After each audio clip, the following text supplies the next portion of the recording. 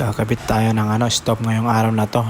Tsaka magsusukat na din tayo ng floating shelf with cabinet sa baba. So yan na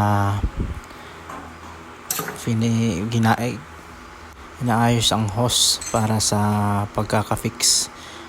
At kailangan natin naka full fix yan para sa kasiguridad ng may-ari ng bahay.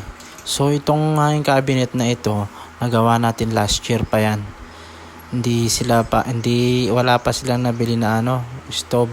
So ngayon nakabili na sila ng stove. Bago lang tinawag tayo para i-fix yan. At saka nagbutas tayo sa likod ng sink para sa daanan ng hose. Ngayon i-fix natin yung hose ngayon dyan sa may stove para magamit na nila. Excited na silang gamitin. Medyo matagal-tagal din na hindi nila nagamit ito wala pa silang stove nung nakaraang year, last year. So fix natin yan.